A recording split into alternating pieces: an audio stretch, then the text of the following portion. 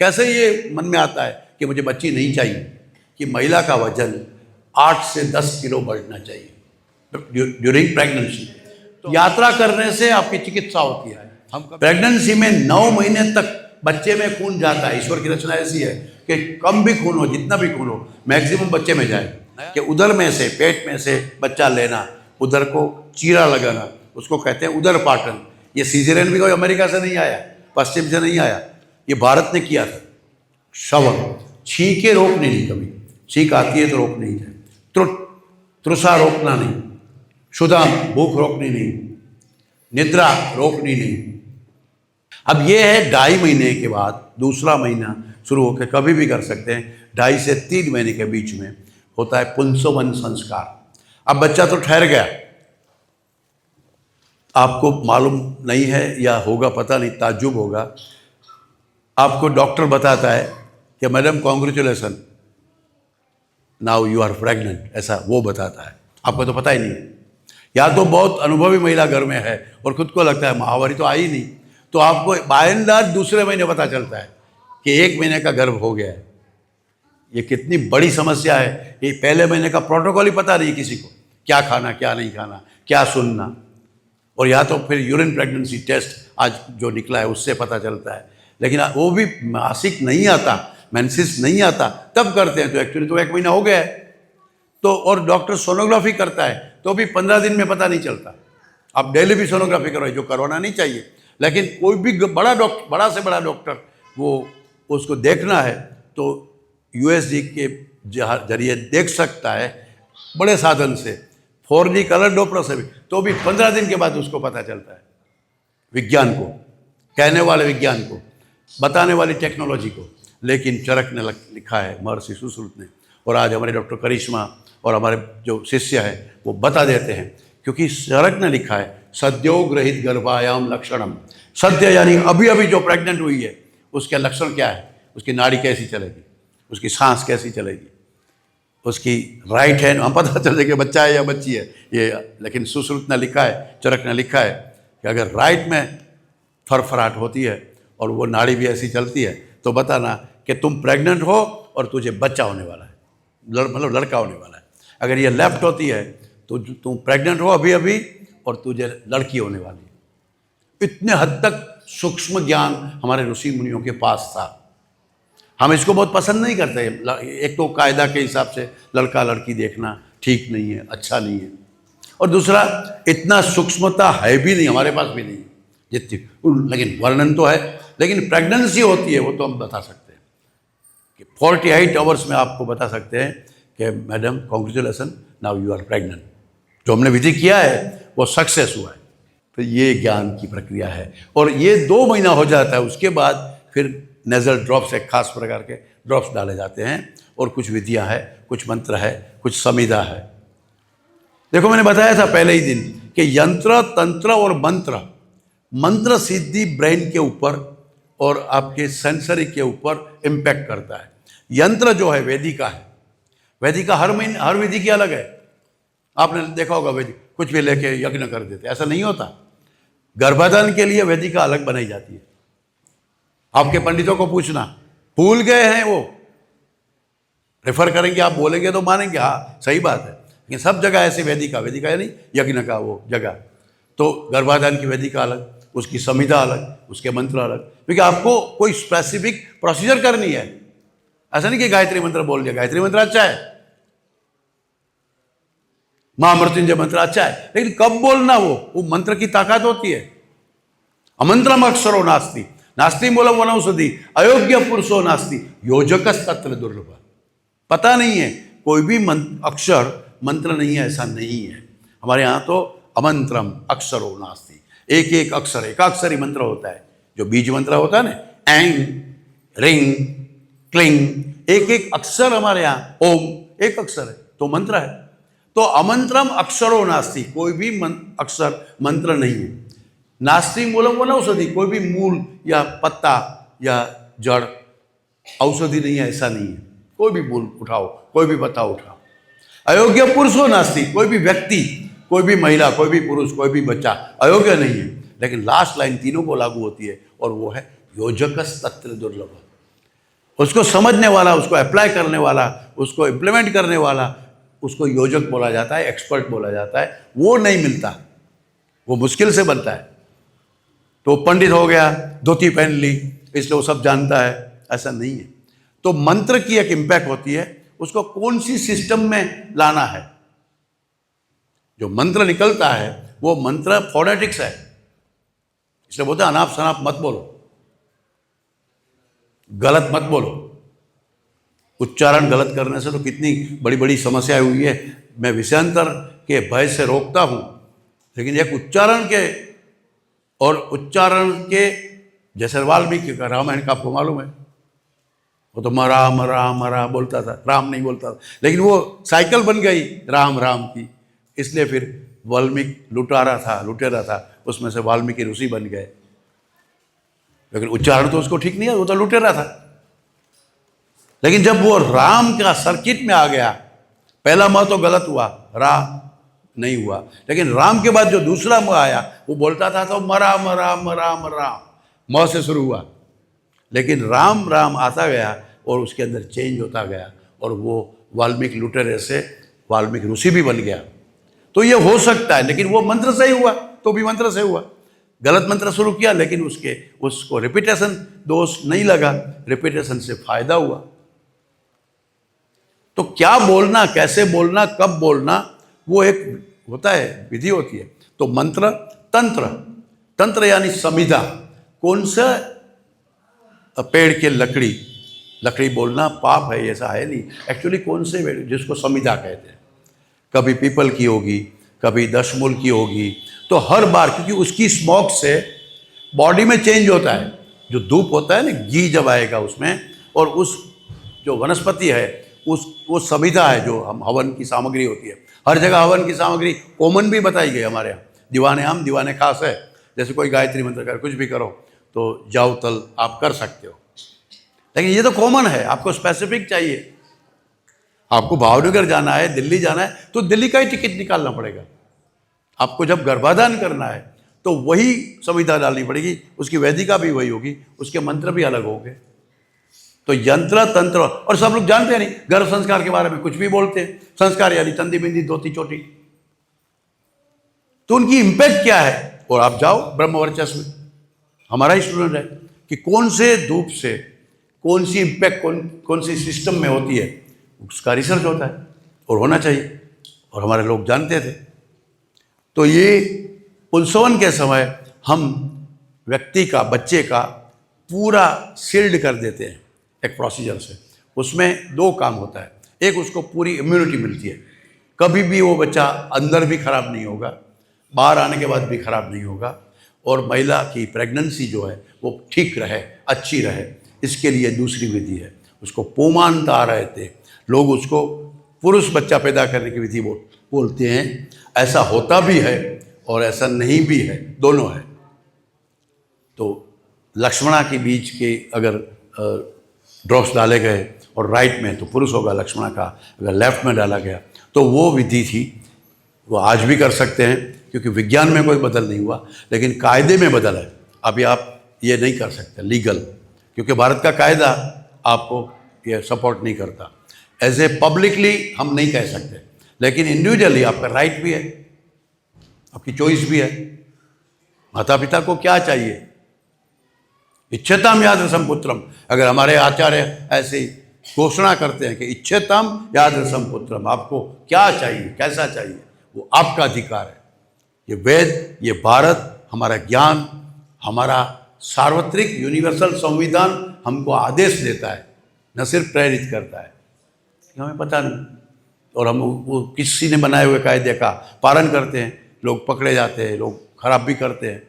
और कितना साधनों ने कितनी गड़बड़ कर दी है कि लड़की है तो मार डालो, एमटीपी कराओ, गर्भपात करो।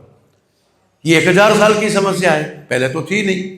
गार्गी, मैत्री, लीलावती, कलावती, पूरी ऋषिणी 39 ऋषिणी वेदों में है, जिन्होंने वेद अध्ययन करवाया है।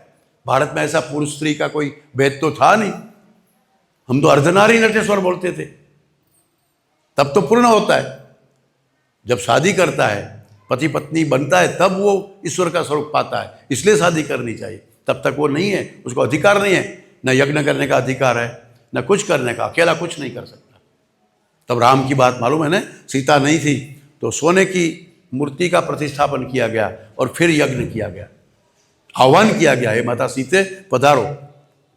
तो मानसिक आह्वान करके राम को तब यज्ञ का अधिकार ऋषियों ने दिया।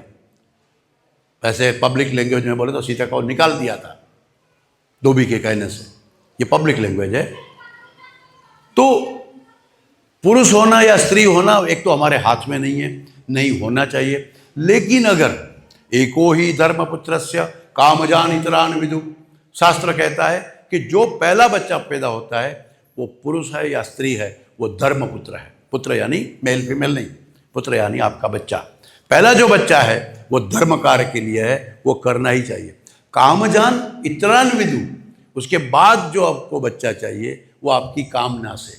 कैसे ये मन में आता है कि मुझे बच्ची नहीं चाहिए, और बड़े बड़े बोर्ड लगते हैं कि स्त्री भ्रूण हत्या पाप है। हम कहे ओह कितना अच्छा राजा है हमारा, कितना सरकार अच्छी है।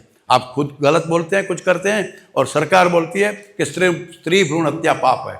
अब मैं जो पूछूंगा बोलूँगा वो आपने कभी सुना नहीं। ये स्त्री भ्रूण है पता कैसे चला? उसी सोनोग्राफी से पता चला, उसी डॉक्टर के द्वारा पता चला आपको।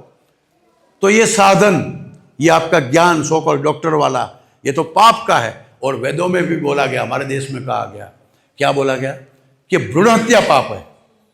स्त्री भ्रूण हत्या नहीं, कोई भी भ्रूण हत्या, यानी 3 जघन्य अपराध है। 3 अपराध को जघन्य माना गया। मालूम है कौन सा 3 अपराध? कोई है जानता है? एक होता है गौ हत्या, गाय की हत्या की तो उसका कहीं भी आपके पास उपाय नहीं है, कोई उसका सूट का नहीं है, यह जघन्य अपराध है। दूसरा हुआ ये भ्रूण का, यानी कि गर्भ में बच्चा है बच्ची है वैसा नहीं है, भ्रूण को मारना, मतलब आपने परमात्मा की इच्छा के विरुद्ध में काम किया है, कुदरत के विरुद्ध में काम किया है, तो वो भी आपको, क्योंकि गाय को मारना, ये भी गाय एक खुद प्राणी है ही नहीं, ये ईश्वर का देन है। गाय हमारे जैसा प्राणी नहीं, हमसे भी उत्तम है। तो गाय को मारना, भ्रूण को मारना और ब्राह्मण को मारना। ब्राह्मण यानी ज्ञान, ब्राह्मण यानी कम्युनिटी नहीं, कास्ट नहीं। तो ज्ञान को जो मारता है वो प्रजा जीवित नहीं रह सकती। गाय को जो काटता है, गाय को जो मारता है, गाय का जो पूजा नहीं करता, वो बड़ा जघन्य अपराधी है। अन्य क्षेत्रे कृतम पापम तीर्थ क्षेत्रे विनिश्यति। कोई और जगह आपने कुछ पाप किया है तो तीर्थ में जाओ तो विनिश्यति, वहाँ पूजा कर लेंगे, संध्या कर लेंगे, कुछ प्रणाम करेंगे, यज्ञ करेंगे, तो वो पाप का आपको प्रायश्चित मिलता है। लेकिन तीर्थ क्षेत्र कृतम पापम वज्रलेपो भविष्यति। तीर्थ में आपने अगर पाप किया, तीर्थ यानी गाय तीर्थ है, आपका बेटा या बेटी वो तीर्थ है, और एक ब्राह्मण यज्ञ परंपरा शिक्षक वो तीर्थ स्वरूप है, गुरुदेवो भव, उसके पास आपने कुछ पाप किया तो वो जघन्य अपराध की श्रेणी में आता है। नेक्स्ट, अभी ये 5वां महीना सीमेंटोनाइन संस्कार जो कल बताया था, ये पूरा वैक्सीनेशन आज के लैंग्वेज में इम्यूनाइजेशन है। आज कोई प्रेग्नेंट लेडी जाती है 5वें महीने 6ठे जब जाती है तो एक टिटेनस का इंजेक्शन देते हैं, और डिलीवरी के बाद तुरंत देते हैं। तो ये टिटेनस टॉक्साइड क्यों है? वो बोलते हैं भाई वो आपकी वायरस से रक्षा करेगा। तो वायरस की से रक्षा हम चाहते हैं, लेकिन हम हमारे तरह से करेंगे। आपको मालूम नहीं है यूरोप में, अमेरिका में, इसमें हम क्या करें? हमारे पास वायरस से, बैक्टीरिया से या कोई भी ऐसे जीवाणु से रक्षा करनी है, और वो करनी ही चाहिए, इसलिए तो है। तो कल मैंने बताया कि चौराहे की खराब से खराब धूल, डस्ट, कटा हुआ लोहे का टुकड़ा, हाँ, सरसों के दाने, उड़द और हनुमान जी को तेल चढ़ा कर वहाँ की मड़ी, वो मिक्स करके 5 चीज़ ऐसे बांधी जाती है। उसको पंचमासी बोलते हैं। 5वें महीने में, 6ठे में भी कर सकते हो, 7वें में भी कर सकते हो, उसके बाद तो फिर प्रॉब्लम भी नहीं होगा। लेकिन ये करने के बाद आपके पास अगर फोटोग्राफ वो है, क्रेलियन फोटो लेने का साधन, तो आप देख सकते हैं बिना पंचमासी बांधे आप उसका फोटो लीजिए, उसकी ओरा देखिए, और बांधने के बाद देखिए तो 3 मीटर तक कोई भी वायरस आ नहीं सकता सगर्भा के आजू बाजू, तो प्रॉब्लम ही नहीं होगा। तो आपका वैक्सीनेशन का कोई रोल ही नहीं है, ये हमारा वैक्सीनेशन है, ये हमारा इम्यूनाइजेशन है। तो ये, और उसके साथ और किया नेक्स्ट उसके साथ और जो किया जाता है। तो ये पति का रोल है उसमें। पति गुलर की लकड़ी लेके, मतलब उदुम्बर, वो लकड़ी लेके यहाँ दोनों बालों को ऐसा करके सिंदूर लगा, मतलब वहाँ सिंदूर की जगह पे ये लगाता है। तो कहता है मैं तेरे साथ, ये मेरा बेटा है, मेरी बेटी है, ये मेरी जिम्मेदारी है, तुम बिल्कुल चिंतित मत हो ना, I am with you, I love you. और साथ में वीणा बजती है, इतना सुकून मिलता है वीणा बजने से। और इतना गर्भिणी, ये गर्भिणी के लिए है, सब उपचार गर्भिणी के लिए है। ये स्पेशल डेज है, 9 मंथ जो है वो स्पेशल लाइफस्टाइल है।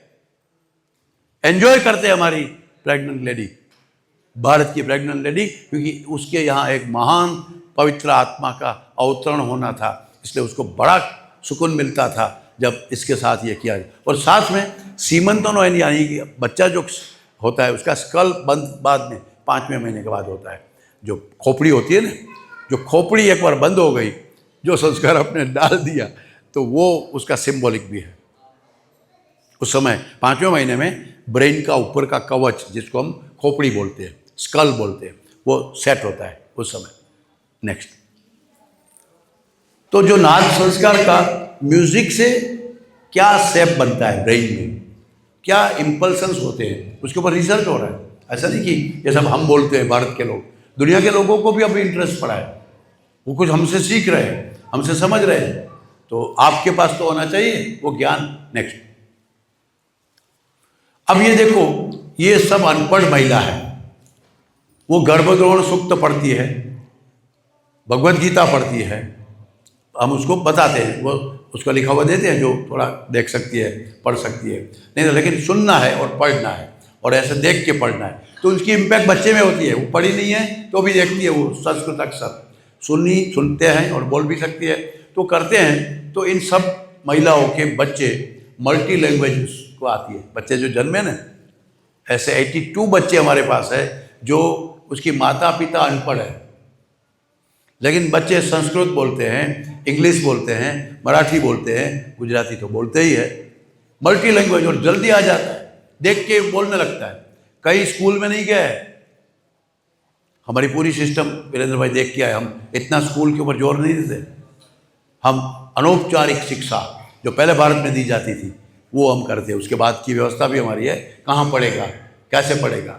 तो ये जो महिला है ये मंत्रोच्चार करती है, तो मंत्रोच्चार से सृजनशीलता होती है और उसके उच्चारण क्षमता बच्चे की बहुत बड़ी बनती है, और ऐसे बच्चों का रिकॉर्ड है। नेक्स्ट, तो उसमें चैंटिंग करते समय ब्रेन में क्या होता है, लोग एमआरआई करते हैं एक्सीडेंट के बाद, अपाहिज हो जाता है तब बात, तो वो तो एमआरआई का उपयोग है, लेकिन हमने एमआरआई करवाया है, हमने सीटी स्कैन करवाया है कि ब्रेन में क्या इम्पैक्ट होती है। आप चैंटिंग करते हैं, मंत्रोच्चार करते हैं, तब तो आपको प्रूव करके दिखाते हैं। उसी डॉक्टर को उसको ही दिखाया पहले, तो जो डॉक्टर मानते हैं हम तो बहुत होशियार हैं, ये तो अमेरिका ने सिखाया है, ये तो बड़ा 2 करोड़ का मशीन आता है। अरे तेरा 2 करोड़ का या 200 करोड़ का मशीन है, आप उपयोग किस में करते हो? मरने के बाद, फटने के बाद, टूटने के बाद, अपाहिज होने के बाद।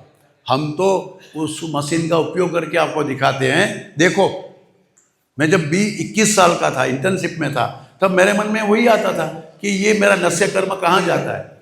तो मेरा बख्शी साहब थे रेडियोलॉजी के हेड, हमको वो एक सौभाग्य भी मिला कि हमको एलोपैथी भी सिखाया गया, आयुर्वेद भी सिखाया गया।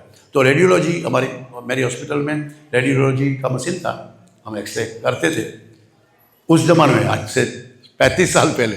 तो मैं गया, मैंने बोला सर मुझे, तो हम जो नस्य कर्म करते हैं तो नस्य का मटेरियल जाता कहाँ है, मुझे देखना है। तो बोला वो तो कैसे देख सकते हैं बेटा, तो वो तो आपका था ऑयल वाली है, तो रेडियो ओपेक है, रेडियोल्यूशन है, वो एक्सरे में नहीं आएगा। तो मैंने तो उसको रेडियो ओपेक कर दे। तो कि क्या बात, तो क्या कहते हो? जो रेडियोलॉजी के प्रोफेसर थे, जो सौराष्ट्र के सीनियर मोस्ट रेडियोलॉजी, सामने मेडिकल कॉलेज के रेडियोलॉजी के हेड थे, हमारे यहाँ सेवा देते थे। तो उसमें बोला तुम क्या कहते हो? मैंने नहीं, वो जो मटेरियल को हम रेडियो ओपेक बना लें तो फिर पकड़ेगा। तो उनने पहली बार सुना कि कोई एक ऐसा मटेरियल अंदर डाल के उसका फिर एक्सरे करे। तो फिर हमने चौक का पाउडर दिया और उसको ब्लॉक किया। तो नस्य कहाँ जाता है? क्योंकि मेरा शास्त्र ने बोला ऊर्ध्वजत्रु विकारेषु विशेषान नस्य विश्यते नासा ही शीर्षो द्वारम नाक से ब्रेन में कुछ कर सकते हो, और पैरालिसिस हम नाक के ड्रॉप्स से कर देते हैं ठीक। तो वो कैसे होता है, वो देखने के लिए हमने उसी रेडियोलॉजी का उपयोग आज से 35 साल पहले जब मैं इंटर्नशिप में था तब हमने किया था। तो मुझे लगा कि उस समय तो एमआरआई और सीटी स्कैन मशीन ही नहीं था, सोनोग्राफी भी नहीं आती थी, बहुत कम जगह पे थी। आज तो हम बताते हैं कि आपने जो मंत्र किया, बोलना शुरू किया, उसके पहले आपका एमआरआई, और मंत्र बोलने के बाद आपका एमआरआई में क्या चेंज आता है। तो दुनिया के लोग को अब मानना पड़ा कि हाँ, मंत्र की कोई ताकत है। दुनिया को बताना पड़ता है कि भारत के पास क्या ज्ञान है, उसके ही साधन से, उसकी व्यवस्था से उसको ही समझाना। हमको श्रद्धा होनी चाहिए, हमको विश्वास होना चाहिए कि मेरे शास्त्रों में, मेरे वेदों में, मेरे आयुर्वेद में, मेरी परंपरा में जो है उसमें कोई गलत नहीं होगा। हम डाउट करते हैं हमारी माँ के ऊपर, बाप के ऊपर, धरती के ऊपर, परंपरा के ऊपर। ये कैसे हो सकता है? How it is possible? मेरा बाप कौन है, मुझे डाउट कैसे होना चाहिए? मेरी माँ कौन है, तो मेरी भाषा, मेरी भूषा, ये उसमें डाउट कैसे हो सकता है? मुझे एज इट इज करना चाहिए, फिर मैं समझूंगा, सीखूंगा, उसके ऊपर ज्ञान। तभी तो पढ़ने के लिए गुरुकुल जाते थे। नेक्स्ट, तो अब आपके सामने मैं कुछ ऑब्जर्वेशन रखता हूँ कि बच्चे कैसे पैदा हुए, प्रेगनेंसी कैसी रही। डाउट होता है ना कि आप बहुत अच्छा बोलते हो, आप बहुत अच्छा बताते हो, आप बहुत लिखते हो, लेकिन ऐसा कपल कोई है जिसने ये फॉलो किया? उस महिला है ऐसी जिसकी प्रेगनेंसी कैसी रही? तो पैरामीटर हमने दिया, हमारा पैरामीटर तो हमारे पास है ही, लेकिन क्राइटेरिया ऑफ असेसमेंट जिसको कहते हैं, लोग कैसे मानेंगे? तो हमारा जो क्राइटेरिया है ICMR, Indian council of medical research, जो इंटरनेशनल काउंसिल को मानता है। भारत का कोई भी डॉक्टर मेरी ये बात को अगर नहीं मानेगा तो या तो वो डॉक्टर नहीं है, और या तो उसको नहीं मानना है, नहीं मानना है, बस नहीं मानना है। तो ये पैरामीटर्स जो है ICMR, Indian council of medical research के हिसाब से कंपेयर किया हुआ पैरामीटर है। मेडिकल ज़्यादा है, टेक्निकल ज़्यादा लगेगा, लेकिन आप इतने तो सुनना है कि आप समझ पाओगे कि हम क्या करते हैं, क्या करना चाहते हैं। नेक्स्ट, 150 महिला में साधारणतः Indian council of medical research या इंटरनेशनल लेवल पे हमको माना जाता है कि महिला का वजन 8 से 10 किलो बढ़ना चाहिए ड्यूरिंग प्रेगनेंसी। तो हमारी 150 में से 84% जो महिला थी उसका नॉर्मल रहा। हमने कोई विटामिन, कोई आयरन, कोई फोलिक एसिड, कुछ वो बादाम, पिस्ता, ऐसा कुछ नहीं दिया। जो भारत का प्रोटोकॉल आपको बताया, पहले महीने क्या खाना, दूसरे महीने क्या खाना, तीसरे महीने क्या खाना, चरक ने जो बताया, आयुर्वेद ने जो बताया, वही खिलाया। वो कहते प्रेगनेंसी है, बादाम खाओ, बादाम खाओ, फोलिक एसिड देनी चाहिए। कोई भी डॉक्टर ऐसा बोलता है, वो उनके हिसाब से वो गलत नहीं बोल रहा है, उसको पता नहीं है कि हमारे इसमें फोलिक एसिड है। अगर तुम फोलिक एसिड को सही मानते हो तो हमारा फूड प्लान में फोलिक एसिड ऑलरेडी है, लेकिन उससे ज़्यादा है वो तुझे मालूम नहीं। तुझे वो भी मालूम नहीं कि फोलिक एसिड की टेबलेट नहीं होती, आयरन की टेबलेट नहीं होती, विटामिन की टेबलेट नहीं होती। तुम इतना ही मानते हो तो मानो, तुम जियो, तुझे जैसा जीना हो। तो ये during pregnancy 8 kilo minimum, 10 kilo maximum, तो हमारे 84% महिलाओं में ये नॉर्मल देखने को मिला। कहीं कहीं बिलो भी रहा, कहीं और भी बढ़ गया, तो वो 16% हमारे हाथ में नहीं रहा जो हम एक्सेप्ट करते हैं। कुछ भी वजह होगी, उसकी वजह की तो डाटा अलग होती है, वो डॉक्टरों के सामने होती है कि क्या क्या होगा, उसका माइक्रो एनालिसिस हुआ है। लेकिन नॉर्मल होना, हमारे प्रोटोकॉल से नॉर्मल होना, ये आप देख रहे हो। नेक्स्ट, अब हीमोग्लोबिन, आपको मालूम होना चाहिए कि लेडीज डाई मीन्स एनीमिया। लड़की या महिला होती है वो एनीमिक होती ही है, क्योंकि हर महीने माहवारी आती है, तब थोड़ा खून कम होता है। प्रेगनेंसी में 9 महीने तक बच्चे में खून जाता है। ईश्वर की रचना ऐसी है कि कम भी खून हो, जितना भी खून हो, मैक्सिमम बच्चे में जाए। नया जीव जो आना है वो ईश्वर उसको पूर्ण हीमोग्लोबिन देना चाहता है। तो महिला का खून कम होता है, तो उस समय तो डॉक्टर बोलेंगे नहीं, फोलिक एसिड देना ही पड़ेगा, आयरन टेबलेट देनी ही पड़ेगी, उसको तो हीमोग्लोबिन का इंजेक्शन देना ही पड़ेगा। तो हमने ऐसा कुछ नहीं किया कि उदर में से, पेट में से बच्चा लेना, उदर को चीरा लगाना, उसको कहते हैं उदर पाटन। ये सीजरियन भी कोई अमेरिका से नहीं आया, पश्चिम से नहीं आया, ये भारत ने किया था।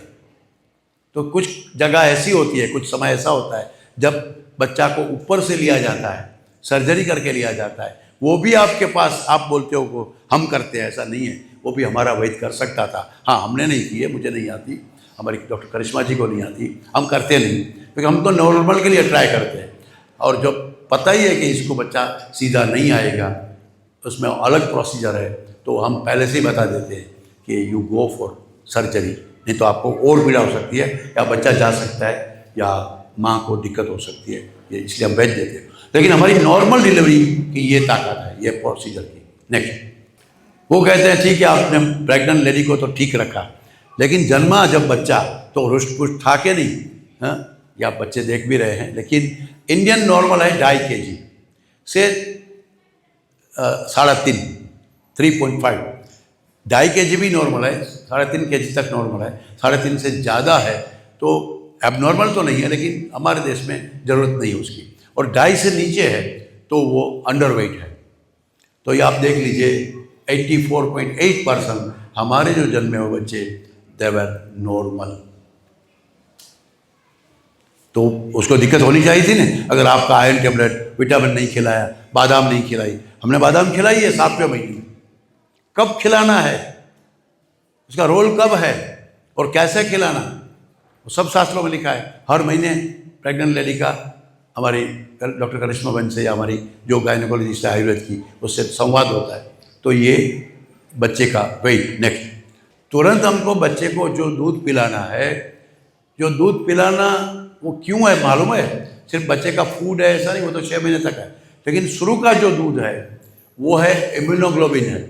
जो इम्यूनिटी है एक माँ के उदर में मिली, दूसरी जो इम्यूनिटी रोग प्रतिकारक क्षमता वो ब्रेस्ट मिल्क में मिलती है, और ब्रेस्ट मिल्क डेवलप ही नहीं होता, सीधा नेस्ले का डिब्बा।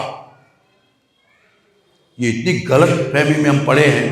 अगर कोई कंपनी आपको इम्यूनिटी दे सकती है, माँ को दूध क्यों बनाए तो फिर भगवान ने, तो वो दूध बराबर आना चाहिए। तो आप देख सकते हैं कि एस्टेब्लिशमेंट ऑफ ब्रेस्ट मिल्क कितना हुआ, कैसे हुआ, ये आपके सामने। नेक्स्ट बेटा, जैसे ही बच्चा जन्मा एक ग्रोथ चार्ट का पैरामीटर अबगार स्कोर, उसको सीधा सकिंग रिफ्लेक्स पहले आता है, पहले क्राइंग होता है। बच्चा रोए नहीं तो दिक्कत हो जाती है, रोएगा तभी सांस लेगा, सांस लेगा तभी ब्रेन चलेगा, तभी सब चलेगा। तब बच्चे का फर्स्ट होता है वो क्राइंग होता है, रोता ही है। तो वो समय में नहीं रोया, देरी से रोया या रोया ही नहीं, तो उसका मंदबुद्धिपन आ सकता है बच्चे का ब्रेन। तो इमीडिएट जैसा बच्चा बाहर आ गया और रोना होता है, तो वो नहीं रोना आया। ऐसे आज बच्चे 5% हो रहे हैं, रोते नहीं तो उसका ब्रेन का डेवलपमेंट रुक जाता है। 5 मिनट के बाद अगर रोया, इवन 2 मिनट के बाद भी रोया, तो वो सीधा रोने का तरीका, रोना। फिर सीधा स्नान करवा दिया और उसको ब्रेस्ट के पास रखा, सीधा वो चूसने लगेगा जब भी शुरू होगा, तो वो सकिंग रिफ्लेक्स।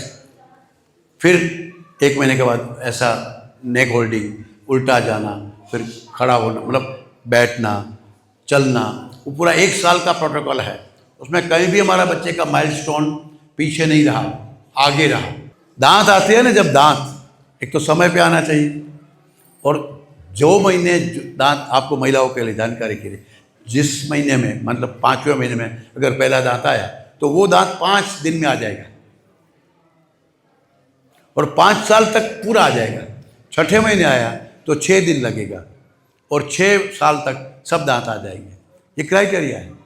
तो ये सब 1 साल तक चलता रहा, लेकिन बच्चे को नहीं तो दांत आता है ना, तो हर बच्चा डायरिया, डिसेंट्री, जुकाम, फीवर आता ही है।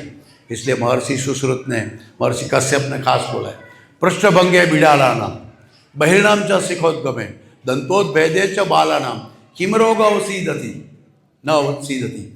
पृष्ठभंगे बिडालानाम, बिडाल यानी कैट, बिल्ली, बिल्ली को बिल्ली बोलते हैं ना, बिल्ली मासी, कैट। तो बिल्ली को जन्म के बाद उसका बैकबोन आता है, तो उसके बाद वो मर जाती है, बहुत उसमें बीमार पड़ती है। पृष्ठवंश बाद में ही आता है, लेकिन आता है तब बिल्ली बीमार हो जाती है। बहुत सी बिल्ली के बच्चे थोड़े दिनों में मर जाते हैं, आपने देखा होगा कहीं, वो उसी समय बहुत बीमार होते हैं, और वो अगर जी गई बच्चा तो फिर वो अच्छा बिल्ली बड़ा लंबा तक जिएगी। लेकिन पृष्ठभंगे बिडाला नाम, पृष्ठभंग यानी बैकबोन बनता है, तब बिल्ली बहुत से बिल्ली के पिल्ले बच्चे मर जाते हैं। बहिर्णांच सिकोद्गमे, जब मोर, पिकॉक, मोर को जब कलगी आती है, जो सुंदर आकृति होती है ना, मतलब मेल मोर की, जब वो खुलती है तब मोर बहुत बीमार हो जाते हैं और मोर के बच्चे मर जाते हैं।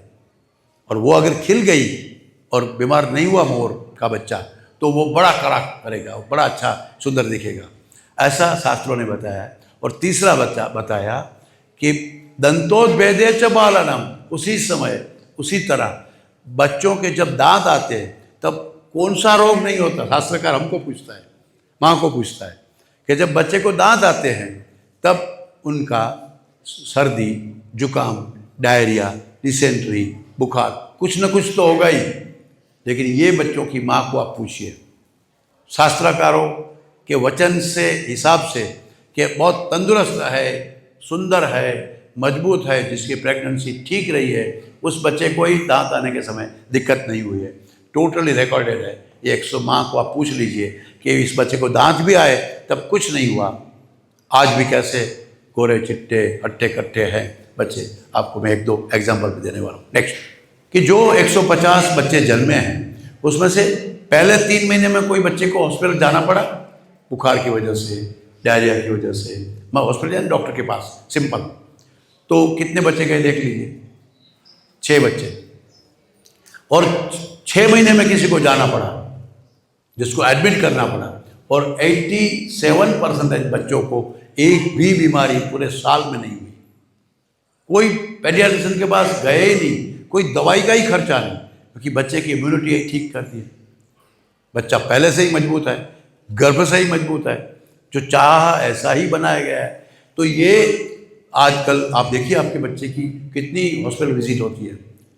सर्दी जुकाम, जैसा सीजन बदला तो बुखार आता है, दांत आए तो डॉक्टर्स के पास। और आजकल की पढ़ी लिखी दोनों माता पिता काम करते हैं, तो बच्चे को ले जाने के लिए समय नहीं है। घर में कोई सीनियर एडल्ट, मतलब माँ नहीं है, दादी नहीं है, सास नहीं है, कोई नहीं है, न्यूक्लियर फैमिली हो गया है। और बच्चे के लिए कितना खर्चा करते हैं और कुछ भी गूगल करके दवाई देते हैं। तो हमारी नई पीढ़ी को ख़त्म कर रहे हैं। तो ये बच्चे में कुछ नहीं हुआ, ये पूरा आपके पास डाटा है। बजाओ ताली, कोई बात नहीं, ठोको ताली। तो ये ग्लोबल सिटीजन पैदा करना है, सिंपल नहीं करना है। और एक दो का मैं आपको एग्जाम्पल देता हूँ। नेक्स्ट, कोई कहते हैं हम तो ये नहीं खा सकते, ये नहीं कर सकते।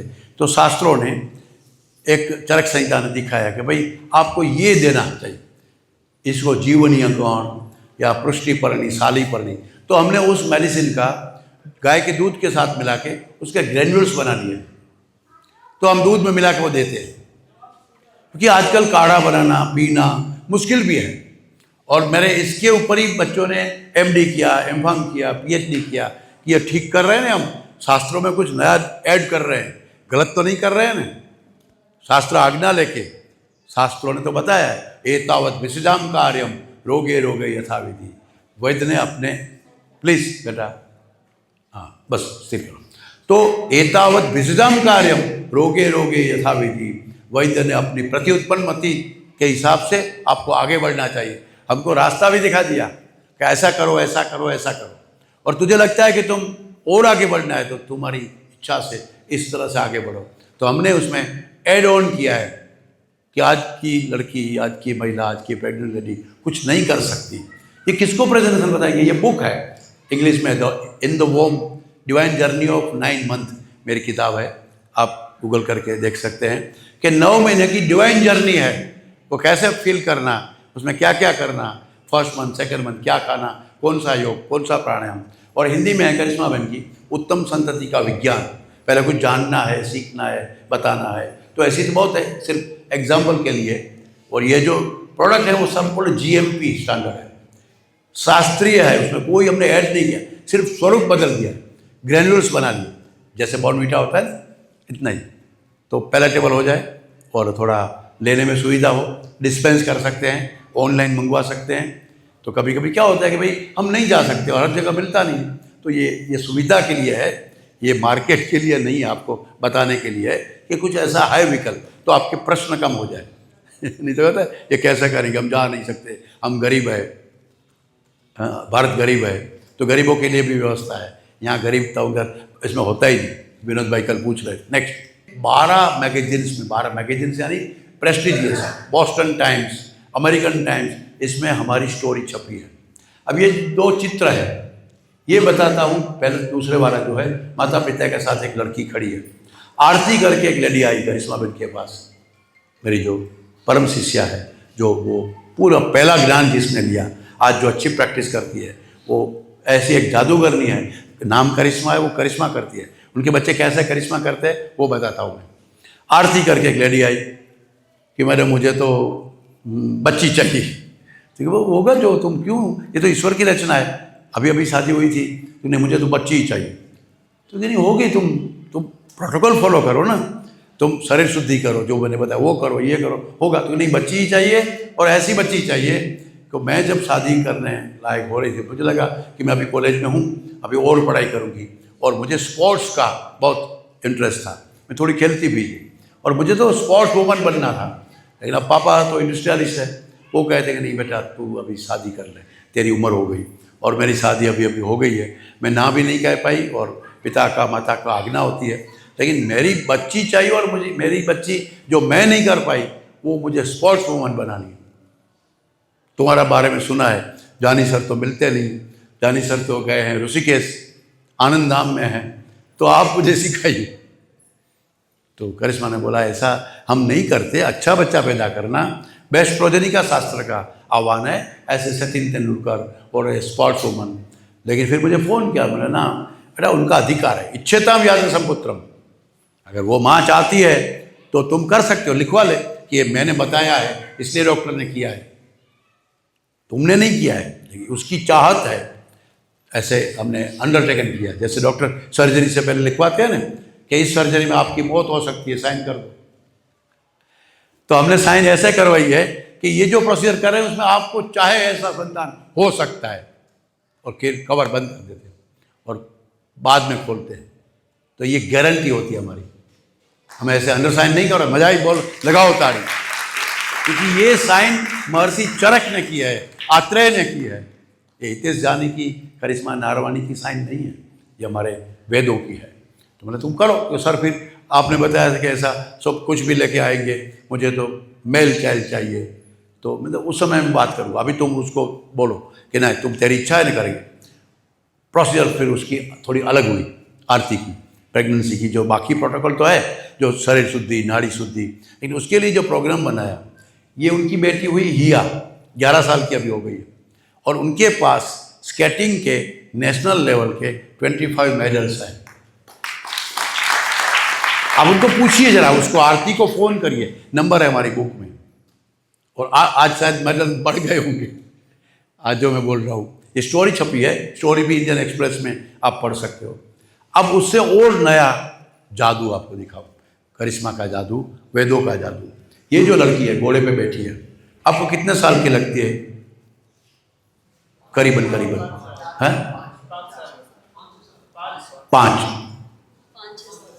5 से ज़्यादा किसको लगता है? 5 से कम लगता होगा, ज़्यादा आपको लगता है? कितने साल की लगती है?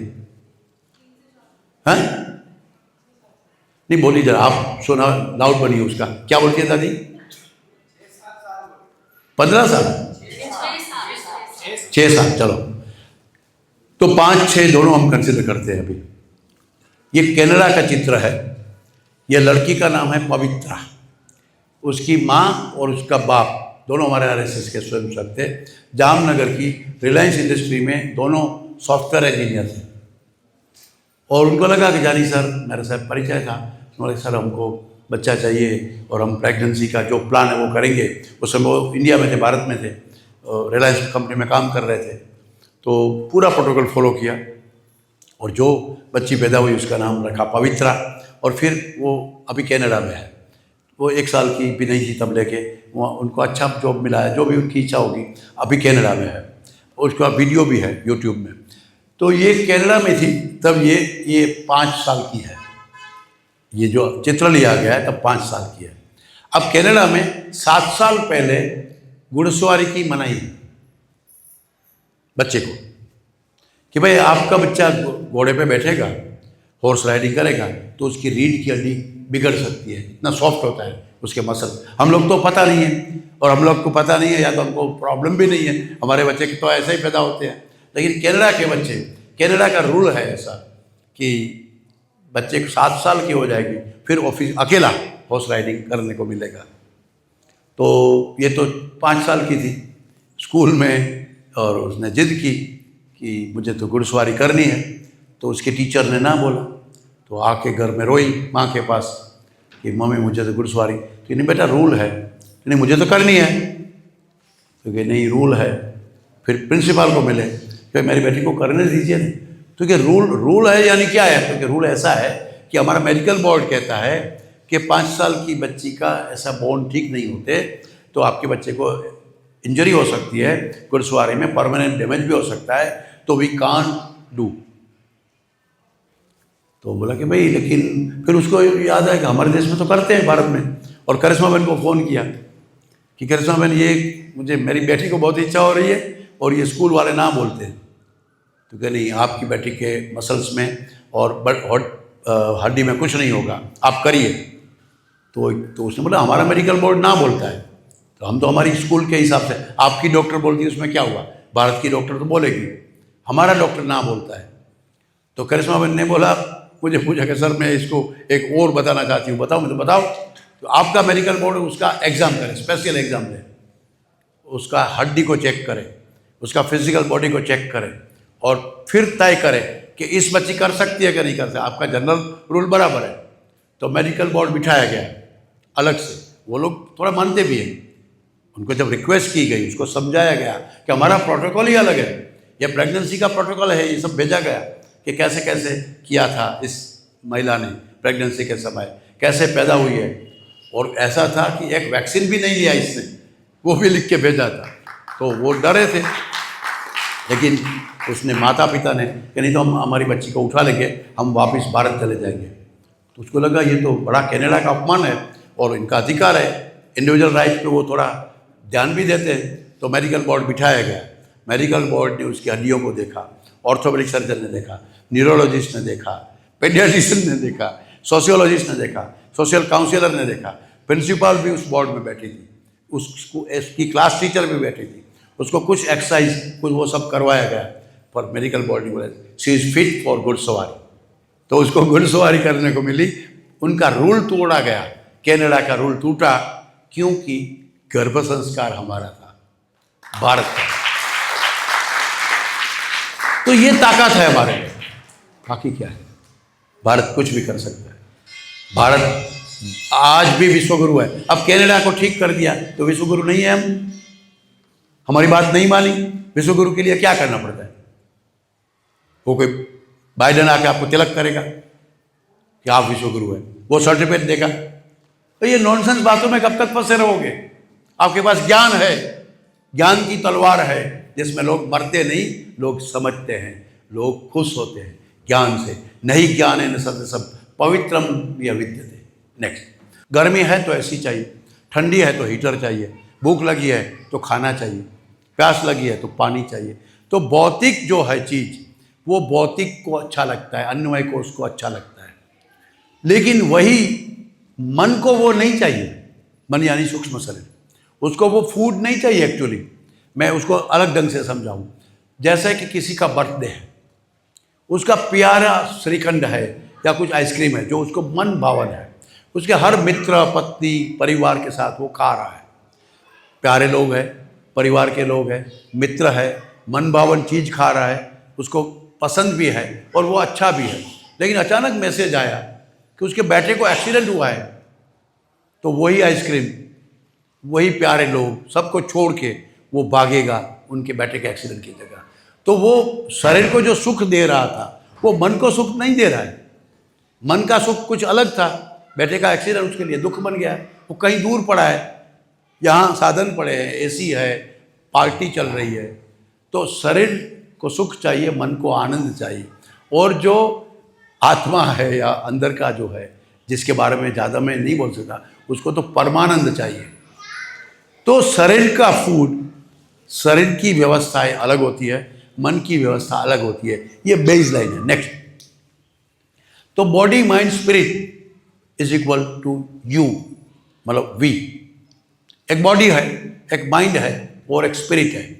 तो physical gross body, general body, हाँ, अल्टर बॉडी, हाँ, कॉजुअल बॉडी, ये बॉडी के प्रकार आज पश्चिम के लोग भी धीरे धीरे अब मानने लगे हैं, ज़्यादा तवज्जो नहीं दे रहे, लेकिन हमको अगर उसको समझाना है तो इस तरह से हमको पार्ट करना पड़ता है। और शरीर इंद्रिय सत्व संयोग नाम आयु, आयुर्वेद ने, ऋषि ने बोला है कि शरीर यानी शरीर नहीं, शरीर, इंद्रिय, सत्व यानी मन, आत्मा, उसको शरीर कहते हैं। आयुर्वेद में शरीर यानी एनाटॉमी नहीं, बॉडी नहीं। नेक्स्ट, तो प्राण अपान उदान समान व्यान, एक वायु के भी 5 प्रकार है, पित्त के 5 प्रकार, कफ के 5 प्रकार, बड़ा सूक्ष्म उसका रचना है। मैं कुछ उसमें से रखूंगा आपके सामने। प्राण जो ऊर्जा है, स्थूल शरीर। नेक्स्ट जाइए। तो आयुर्वेद और मन के बारे में यानी सूक्ष्म शरीर के बारे में वो क्या कहता है? नेक्स्ट करिए भाई। तो आयुर्वेद का मन यानी 4 फैक्टर है, माइंड नहीं है सिर्फ, मन, बुद्धि, चित्त और अहंकार। हमारे 4 को मन, इन ग्रॉस मन बोला गया। जैसे हाथ, पांव, शरीर, इंद्रिय, मन, बुद्धि, जनरल बॉडी को भी बॉडी भी माना और शरीर भी माना, लेकिन मन के भी 4 फैक्टर है, मन, बुद्धि, चित्त और अहंकार। नेक्स्ट, तो मन क्या है, बुद्धि क्या है, चित्त क्या है, अहंकार क्या है, जरा आप देखिए। तो मन मने वो मनुष्याणां कारण जन्म बंधन मोक्ष। तो मन जो है सूक्ष्म, वो चंचल है। चंचल यानी वो स्थिर नहीं है, यानी बॉडी में भी है, इंद्रियों में भी है।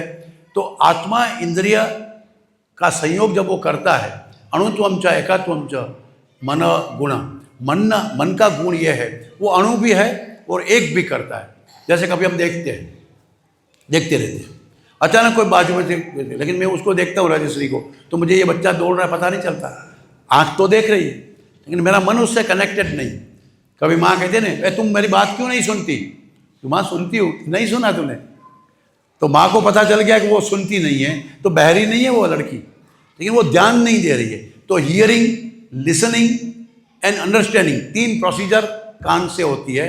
तो ये पूरी प्रक्रिया, उसमें सबका रोल है, मन, बुद्धि, चित्त और अहंकार। नेक्स्ट, तो जो बताया कि मातृ पितृज भाव से अन्नमय कोश बनता है, रसज भाव से प्राणमय कोश है, ये अलग अलग जो हमारे बॉडीज है, जो सॉफ्टवेयर है, उसकी चर्चा हुई। नेक्स्ट, तो मन सेंसरी माइंड, मन को कहते हैं सेंसरी माइंड। फिर चित्त को कहते हैं जो स्टोर हाउस ऑफ मेमोरी है, चित्त, क्योंकि जन्म जन्मांतर के संस्कार जिसको कहते हैं वो लेके आता है। आज हम जो है हितेश जानी, वो सिर्फ हितेश जानी नहीं है, सिर्फ माँ बाप नहीं है, मेरे जन्म जन्मांतर के संस्कार, अगली पीढ़ियों के संस्कार में कुछ लेके आता हूँ, वो चित्त में होता है। आत्मा चित्त को लेके आता है, तभी तो वही प्रवृत्ति करता है जो अगले जन्म में करता था। प्राप्य पूर्णकृताम लोकाम नुषित्वाम शाश्वतीम समाम शुचि नाम सीमताम गेह योग भ्रष्टो भी जायते अथवा योगी नाम एवं कुले भवती धीमताम। ये भगवद गीता में कृष्ण भगवान ने ये प्रोसेस के बारे में बताया। हम लोग आज नहीं है, पहले भी थे, बाद में भी होने वाले हैं। ये तो उसमें क्या है, हम ये बॉडी तो नहीं होगा, अलग बॉडी होगा, अलग माँ बाप होंगे, लेकिन जो चित्त है, मन भी नहीं, चित्त जो है वो वही बात लेके आएगा जो मेरे, तो जन्म जन्मांतर की प्रक्रिया उसमें रहती है। फिर जो अहंकार है, सेंस ऑफ सेल्फ, मैं हितेश हूँ, 50 लोग सोए हुए हैं और मैं बोलूँ हितेश, तो मैं उठ जाऊँगा। 39 लोगों ने, उन 50 लोगों ने सुना भी होगा लेकिन वो खड़े नहीं होंगे। तो हमारे साथ जो नाम जुड़ा है, हमारे साथ जो सेल्फ जुड़ा है, वो सेल्फ एक अलग चीज़ है। जैसे कभी कभी मजाक में कहता हूँ, कभी मैं, वीरेंद्र जी, 4-5 लोग हम खड़े हैं, ब्रिजेश जी और राजश्री आती है, ऐ सांभड़ू, यानी ऐ सुना आपने?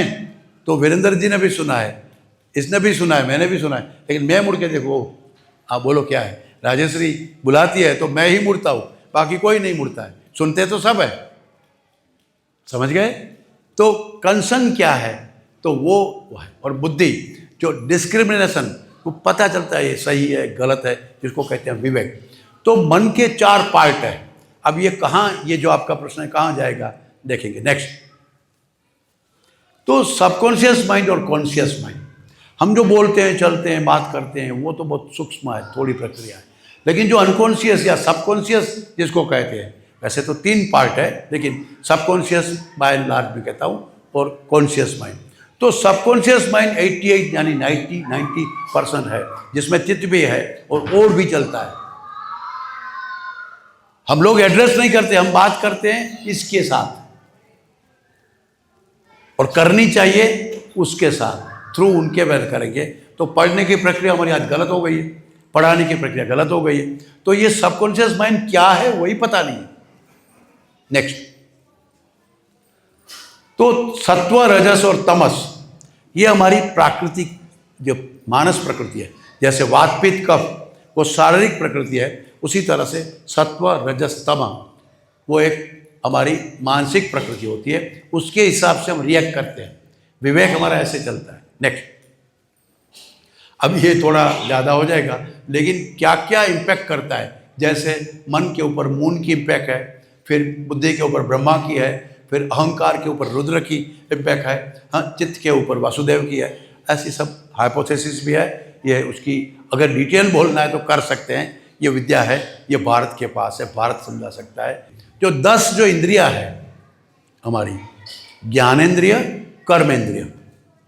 तो ज्ञानेंद्रिय आपको मालूम है, चक्षु, कर्ण, तो ये ज्ञानेंद्रिया और कर्मेंद्रिया, उनको जोड़ने वाला कुछ एक्सटर्नल है, कुछ इंटरनल है। इंद्रिया, इंद्रियायतन, इंद्रिय विषय। तो नॉलेज कैसे पास ऑन होता है, कहाँ से होता है? अंधा क्यों कलर के बारे में सोच नहीं सकता? क्योंकि उसने देखा ही नहीं। तो हम कुछ चीज़ें अंध के पास से नहीं करवाते, शास्त्रों ने ना बोला है। और व्यक्ति तो हमारे सूरदास भी अच्छे कवि थे। अष्टवक्र याज्ञवल्क्य की कहानी बहुत बड़ी सुनने लायक है, कभी करेंगे। नेक्स्ट, तो ये जो हमारी प्रोसेस, जो संस्कार के है, जो कुछ बातें जाती है, ज्ञान मिलता है, स्थूल शरीर से सूक्ष्म शरीर में जाता है, वो जो प्रोसेस है, तो वो जरा आप पांच भौतिक शरीर से सूक्ष्म शरीर में एंट्री करने की जो व्यवस्था है। नेक्स्ट, हम लोग एक दिन में आप देखिए जरा कि मिनिमम 12,000 से लेके 50,000 तक थॉट्स आते हैं पूरे दिन में, 24 घंटे में। थॉट्स की जो फास्टनेस है ना। नेक्स्ट, लेकिन जो सुनना है, जो बचपन में सुना, अभी सुना, बाद में सुना, ये 2 प्रकार के माइंड है। ये अनकॉन्शियस माइंड जो है, जो 88% है, जो बाकी बचा माइंड है, जो कॉन्शियस माइंड है। तो देखो, planning, will power, critical thinking, short term memory, ये कहाँ जाएगी? ये आपका कॉन्शियस माइंड में जाएगी। लेकिन जो अनकॉन्शियस माइंड है, जो वैसे बड़ा है, तो प्लानिंग उसके पास जाएगा, हैबिट, पैटर्न, संस्कार जिसको कहते हैं, ऑटोमेटिक बॉडी फंक्शन, वो सब अनकॉन्शियस माइंड में जाएगा, वहाँ से वो एक्ट करेगा। तो बहुत चीज़ दिखती नहीं है, जिसको हमने चित्त बोला, वो जन्म के साथ, जन्म जन्मांतर के साथ, आत्मा के साथ ये आती है। आत्मा मांगने के हिसाब से मिलेगा, लेकिन चित्त तो आपका वही लेके आएगा। जो उसकी पूरी प्रक्रिया जो गरुड़ पुराण में है, हमारे पुराणों में वो थोड़ी प्रोसेस बताई गई है, हम भागवत में भी है ये प्रोसेस। नेक्स्ट, तो बॉडी, माइंड और स्पिरिट का बैलेंस करना वो भारत सिखाता है। भारत का ज्ञान, भारत की शिक्षा, भारत की जीवन शैली, भारत की पारंपरिक व्यवस्था, इस सब को ठीक करता है ना। वो आप करिए, हाँ करिए। तो mind is like the parachute. वो कब काम करता है? जब वो खुलता है तब। पैराशूट कब काम करेगा? खुलता है तब। तो हम खोलते ही नहीं, हम बंधे रहते हैं, हम जाते ही नहीं, हम सीखते ही नहीं, हम अंग्रेजों वाली बात सुन लेते हैं, हम गूगल कर लेते हैं। तो ये ओपन करो, आपके माइंड को ओपन करो, आप ज्ञान के भंडार है, तत्वमसि। इसलिए वेदों ने बोला वही तुम हो, जो ईश्वर की चर्चा कर रहे हैं, परमात्मा की चर्चा कर रहे हैं, तत्वमसि वही तुम हो। तुम खोलो अपने आप को, अपने आप की दिशाएं खोलो, तो ये होता है। नेक्स्ट, तो ये पूरा जो कल दीदी परसों बता रही थी ना, वो आयुर्वेद में उसको दैव व्यपाश्रय चिकित्सा और अद्रव्यभूत चिकित्सा, कुछ दवाइयाँ नहीं होती, मंत्र, तंत्र, यंत्र, ऐसा मिलके कुल 12 प्रकार की ट्रीटमेंट का प्रकार है। हर जगह औषधि नहीं है। नेक्स्ट, ये पूरी चिकित्सा का प्रकार है। युक्ति विप्रास है, जिसमें वैद्य का रोल है। ये है जो आपकी द्रव्य विपास है, युक्ति विप्रास है, और जो है वो सत्वावज है, जहाँ दवा है ही नहीं। नेक्स्ट, तो क्या क्या मणि, मंत्र, मंगल, स्वस्ति, बलि, होम, यात्रा, ऐसे 12 टूल्स है। नेक्स्ट, तो उससे जैसे यात्रा करने से आपकी चिकित्सा होती है। हम कभी पेशेंट को कहते हैं आप पति पत्नी दोनों घूमने जाओ, सिर्फ मैं घूमने का ट्रीटमेंट देता हूं, तो ये चिकित्सा है। ये टेक्नोलॉजी तो महान है, हम उसको रिस्पेक्ट भी करते हैं कि अभी जो तेरे पेट में बच्चा है ना, वो भी तेरा बच्चा है, वो थैलेसीमिया मेजर वाला है। तुम बच्चे को गिरा दो, नहीं तो मरेगा। तो वो डर गई थी कि अगला बच्चा मर चुका, और ये मेडिकल कॉलेज वाले कह रहे तेरी ये प्रेगनेंसी है, वो भी खतरनाक है, तेरा बच्चा पैदा होने के बाद मरेगा, तुम अभी निकाल दो, अभी टाइम है। तो वो डॉक्टर तो निष्प्रुह होते हैं उसकी विद्या के हिसाब से, वो सही भी कह रहे थे। तो वो डर की मारी आई थी, उसको लगा कि मेरे बच्चे में कोई प्रॉब्लम है, मेरे में कोई प्रॉब्लम है, आप ठीक कर दो। तब मुझे लगा भाई तुम तो 3rd मंथ प्रेग्नेंट हो बेटा, बहना, तुम तीसरा महीना चल रहा है, तुम्हें तो अभी या तो गर्भपात करना ही पड़ेगा या तो नहीं करो, तो ये हालत है, मैं तो कैसे। तो ये नहीं, मुझे आशा दीदी ने बोला है कि तुम कुछ कर सकते हो। तो मैंने बोला मैं तो नहीं, कि तुम पहले आती, मेरे से निकल गया मुंह से कि अगर तुम पहले आती प्रेगनेंसी से पहले तो मैं कुछ कर सकता। तो वो रो के चली गई।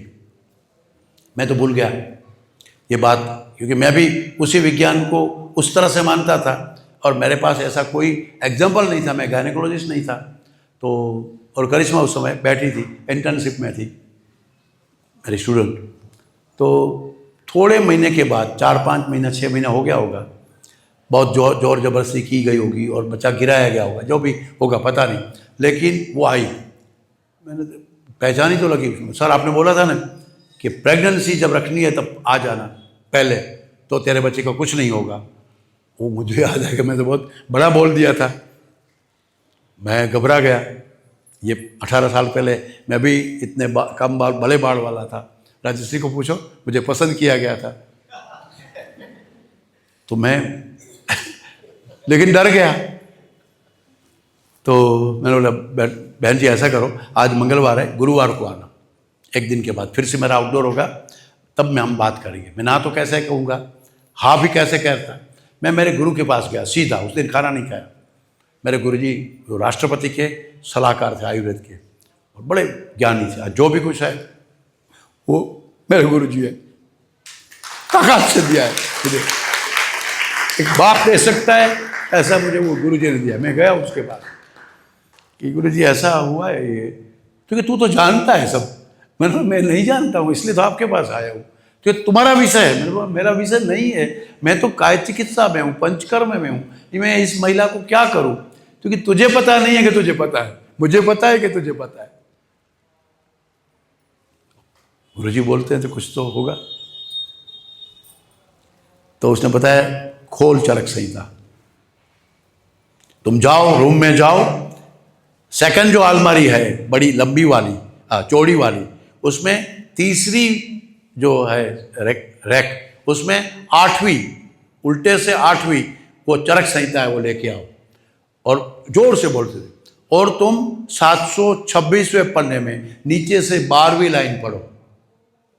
और फिर मेरे साथ मैं वो कार्ड निकालते निकालते समय लगा, वो कहाँ ग्रंथ पढ़ा है, कौन सा श्लोक है, नीचे से कहाँ ऊपर है, और फिर वो मैं जब निकाला तब तो वो बोलने लगे, इच्छताम यादृशम पुत्रम। ये जो कल बताया था ना मैंने, ये श्लोक मैंने यहाँ लिखवाया है। ये तुम कर सकते हो, तुम करो पहले, तुम ये करोगे तो उसके बच्चे में कोई प्रॉब्लम नहीं आएगा। ये तो हाँ सही बात है, ये तो मेरा सब्जेक्ट है, मैंने ऐसा क्यों सोचा नहीं अभी तक। और पूरा दिन देखता रहा, दूसरे दिन देखा वो आई महिला, और मैंने आश्वासन दिया कि नहीं मैं करूँगा, कुछ करेंगे, तुम एडमिट हो जाओ, क्योंकि हम तो मजदूर लोग हैं, तो मैंने कुछ तो करना पड़ेगा थोड़ा। तो व्यवस्था की गई, ट्रीटमेंट तो फ्री थी, लेकिन उसकी रोजी रोटी तो मैं कैसे दूँ। लेकिन इतना मन में आ गया, गुरुजी ने आज्ञा दी, तो माँ रो रही थी और मैं कुछ नया करने जा रहा था, तो सब व्यवस्था करी गई। उसके हस्बैंड को भी बुलाया गया, क्योंकि उनको भी शुद्धि करनी है, दोनों को थैलेसीमिया है।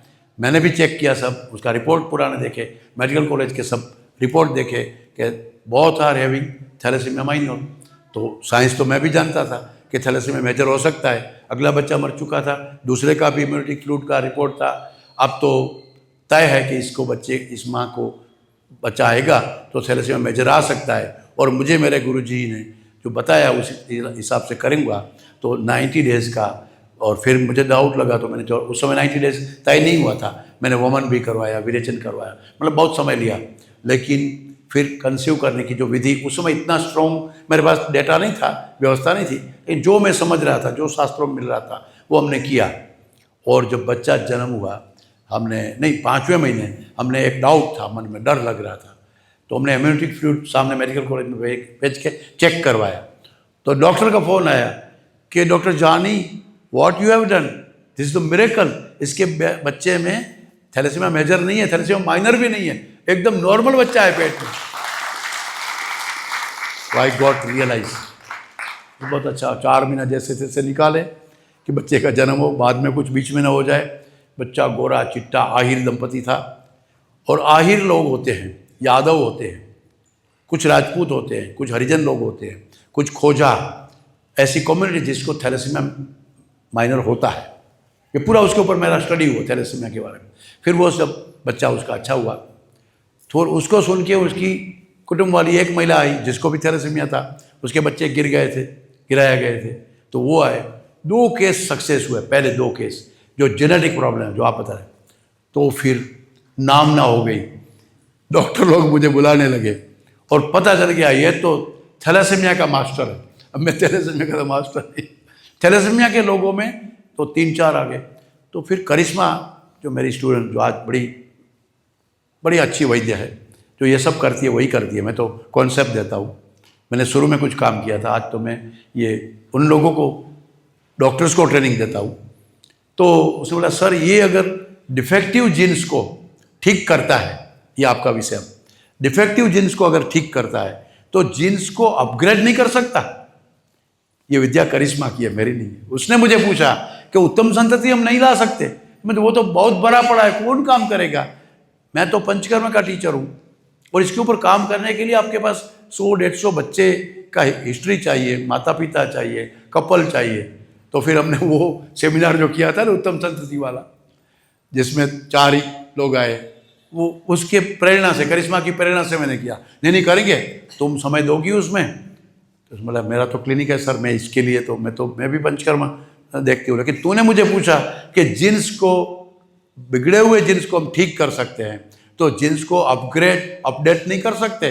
तो कर सकते हैं, यही विद्या है, ये तो लिखा है, तो तुम करोगी। तो उसको अब चैलेंज आया, तेरा क्लिनिक बंद करो, तो इसके लिए पूरी लाइफ लगा दो। आज उस लड़की ने, उस महिला ने, वो पूरा न शादी की न घर, सब यही काम कर रही है। आज वो इतने 1000 बच्चों के लिए, जो उत्तम संतति के लिए जो आज कुछ कर रही है, वो उसकी वजह से है। तो आज ऐसे ये 2 बच्चे नहीं, उसके बाद आज हमारे पास 14 माता पिता ऐसे हैं, दोज वेर थैलेसेमिक, आज भी है, लेकिन उनके बच्चे को नहीं आने दिया। उसमें 2 कपल तो डॉक्टर है, पेडियाट्रिशियन है, खुद डेंटिस्ट है, डॉक्टर है, उसको मालूम है वो कंसीव नहीं करना चाहते थे, हमारे वजह से उसने रिस्क लिया। जब उन्होंने 4-5 केस खुद के मरीज को देखे तो उसको लगा, तो मेरे पास बैठे, पेडियाट्रिशियन तो कितना बहस करता है, चर्चा की, तो उसको बताया मैंने सब मेरे डॉक्यूमेंट, तो वो खुश हुए। तो उसने अपने पे किया। आज 14 बच्चे ऐसे हैं जो नॉर्मल है, जिसके माता पिता को ये जेनेटिक प्रॉब्लम। फिर एक मैंने आज इसलिए नहीं दिखाया, वो इससे अंतर ना हो जाए, लेकिन हमारी वेबसाइट में है, एक गांधीधाम की महिला, तो उनके बच्चे को हार्ट बनता ही नहीं था, बच्चे हार्ट बन के बंद हो जाता था, तो अगला बच्चा मर चुका था। ऑस्टियोपेक्ट्रोसिस, प्रोटेस्टोल्टोलॉजी, मस्कुलर डिस्ट्रोफी, ऐसे जेनेटिक प्रॉब्लम आने लगे। आज हमारे पास 21 ऐसे केस के डाटा है जिसके माता पिता को जेनेटिक प्रॉब्लम था, बच्चे में आता था, बच्चे मर जाते थे, बच्चे मर गए थे या निकाले गए थे। ऐसे जेनेटिक प्रॉब्लम्स में हम लोग काम कर सकते हैं और ये विद्या काम करती है, ये है। तो भूख लगनी, प्यास लगनी, पेशाब लगनी, टॉयलेट लगना, ये एक नेचुरल प्रोसीजर है, उसमें कुछ आप नहीं कर सकते।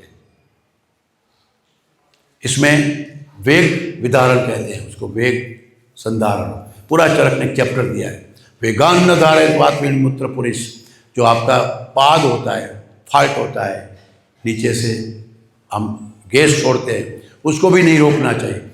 विण, टट्टी रोकनी नहीं चाहिए। मूत्र, उसको रोकना नहीं चाहिए। वेगान न धारयत्वात् मूत्र पुरुष। शव, छींके रोकनी नहीं, कभी छींक आती है तो रोकनी नहीं चाहिए। त्रुट, तृषा रोकना नहीं। क्षुधा, भूख रोकनी नहीं। निद्रा रोकनी नहीं। श्रम श्वास, थकान लगी है तो बैठ जाना चाहिए, हाँ ऐसा होता है तो उस समय भी दौड़ना बैठना नहीं चाहिए। जृंभा, जुम्बाई, जो योनि बगासा उबाकी आती है, वो भी रोकनी नहीं चाहिए। तो ऐसे 13 प्रकार की जो एक्सक्रीटरी प्रोसीजर है बॉडी की, उसको रोकनी नहीं चाहिए। शुक्र, जैसे संभोग कर रहे हैं या मास्टरबेट कर रहे हैं तो उस समय जो स्पर्म निकलते हैं, सीमेन निकाल, उसको रोकना नहीं चाहिए। कितनी बड़ी महीन बातें शास्त्रों ने की है, नहीं तो क्या क्या रोग होता है वो भी लिखा है और उसके क्या उपाय है वो भी लिखा है। हालांकि उसमें वो फिर उस समय चर्चा हुई कि ये सबका अलग अलग टाइमिंग है, लेकिन टाइम होने के बाद रोकना नहीं है। रोकने से दिक्कत होती है, आपको दर्द हो सकता है, आपको प्रॉब्लम हो सकता है, तो उसके उपाय भी बताए। ये पश्चिम के कई मेडिकल साइंस में नहीं है। उसी तरह से गर्भ के बारे में जो लिखा है, मेंसेस के बारे में लिखा है कि हर 21 दिन, और बताया नक्षत्र के हिसाब से मिनिमम 21 दिन और मैक्सिमम 30 डेज। 21 के 30 दिन, वैसे तो 28 लिखा है क्योंकि नक्षत्र हर 27वें दिन बदल जाता है, तो 27 और मैक्सिमम 30 दिन मेंसेस आनी ही चाहिए अगर लड़की है तो। वो लड़कियों के लिए, पुरुष के लिए कोई ऐसा विधान नहीं, क्योंकि उसका बायोलॉजिकल फंक्शन अलग है, तो वो भी नेचुरल है। अगर पहले आ गया तो प्रॉब्लम है, और बहुत रुक गया तो भी प्रॉब्लम है। तो 21 दिन में किसी को आता है तो उसके लिए नॉर्मल है, 25 दिन में आता है तो नॉर्मल है, लेकिन 30 दिन तक आता है और अचानक 25वें दिन आ गया तो उसके लिए एबनॉर्मल है। तो लेकिन हर व्यक्ति का अलग अलग, हर महिला का, हर लड़की का अपना अलग अलग समय होता है माहवारी का, मेंसेस का।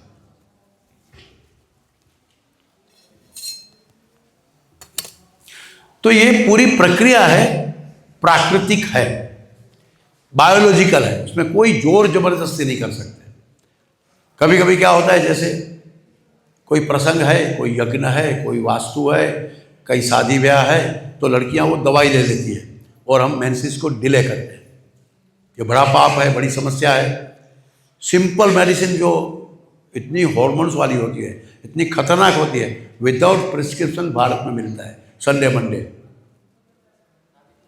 लेकिन लोग करते हैं।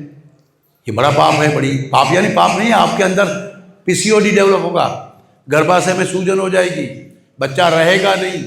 अभी तो आपने, इसलिए जब शादी ब्याह का मुहूर्त निकाला जाता था ना, तब पहले बड़ी महिला, दादी, नानी, सास पूछती थी, और सबको मालूम होता है कब माहवारी होने वाली, तो उस तिथि को वो लगन करते ही नहीं है। आज तो बुकिंग कब होगा वाड़ी का, मलेशिया का, हनीमून का, उसके हिसाब से शादी करते हैं।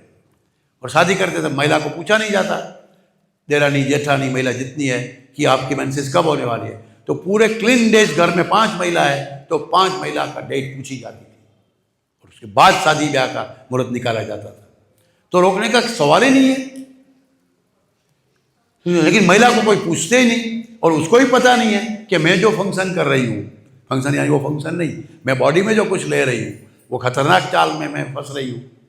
दवाई तो रोक देती है, क्योंकि वो एक कुदरत की प्रक्रिया को रोक देना, वो हॉर्मोन्स है, वो तो उसके हाथ में है, लेकिन फिर आपके हाथ में कुछ नहीं होगा। ये बड़ी गंभीर, तो ये में विषय तो अलग है, लेकिन उसके आगे पीछे की कहानी जो गर्भ संस्कार के साथ जुड़ी है। बच्चे क्यों नहीं हो रहे हैं, तो उसमें यही वजह है कि एग्जाम है बच्ची, लड़की का, स्पोर्ट्स की इवेंट है, स्कूल में ये है, ये फंक्शन है, तो लड़कियां रोकती है, या उसको ये एडवाइस दी जाती है, या उसको ये सीनियर लड़कियों से, इवन मां से ये सुझाव दिया जाता है, जो कभी नहीं करना। आप जान रहे हो तो मानो भी, पता नहीं है तो सीखो भी। तो ये कुदरत की प्रक्रिया को विक्षेप नहीं करना, ये मूल सूत्र मैं आपको बता रहा हूं। तो डिले करना या जल्दी करना, ये दोनों खतरनाक है उनके लिए जो तिथि है।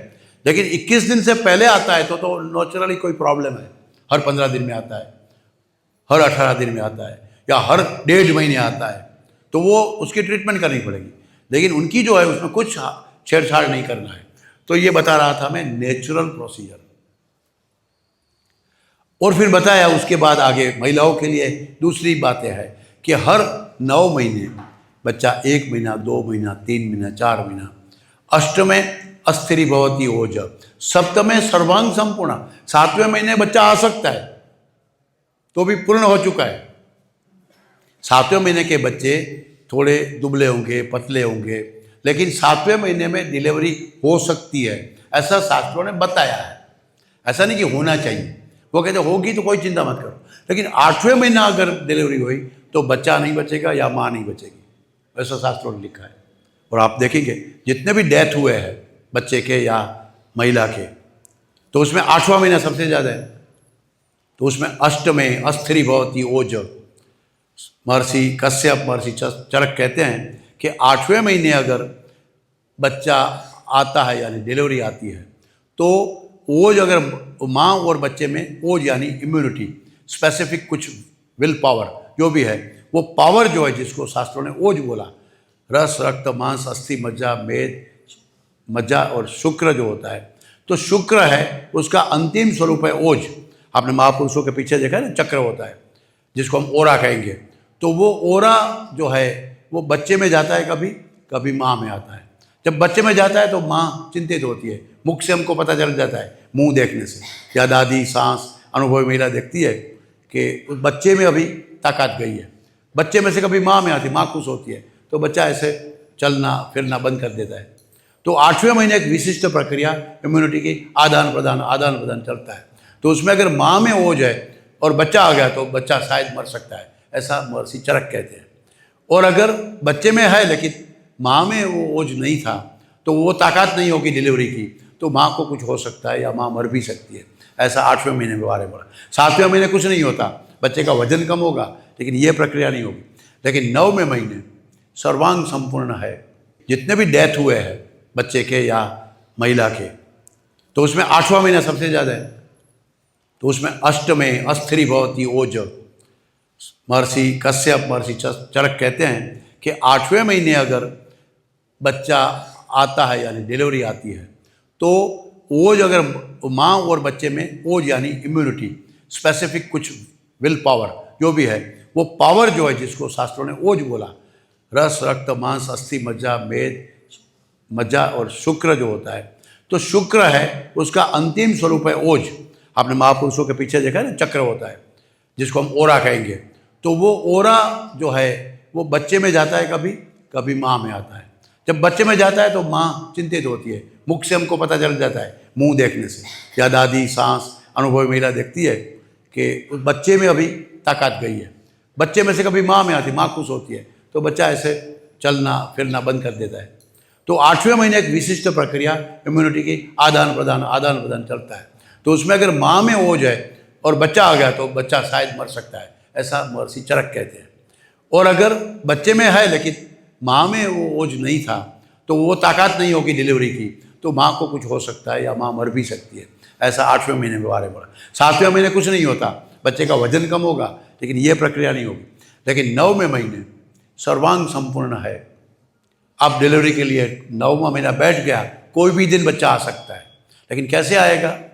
फलाद आमाद सन्निवा, जैसे आम पक गया है, तो आम के तो पेड़ में बहुत आम है, एक आम आज गिरेगा, 2-3 कल गिरेंगे, 4-5 बाद में गिरेगा, जब वो पकेगा तब वो गिरेगा। तो 9वें महीने में कभी भी बच्चा पूर्ण हो चुका है तो वो आएगा, वो नेचुरल प्रोसीजर है। और 9 महीना हो गया है नहीं आता तो यू शुड वेट, ऐसा बोलते हैं शास्त्र। ऐसा नहीं कि आप तुरंत कुछ करो, सीजरियन करो, ये करो, तो इंतजार करो, कोई दिक्कत नहीं है। तो 10वें महीने भी आ सकता है, तो 10वें महीने का भी प्रोटोकॉल बताया गया है। तो 10वां महीना यानी अच्छा, ये आप मान सकते हो, बुरा तो लिखा ही नहीं है।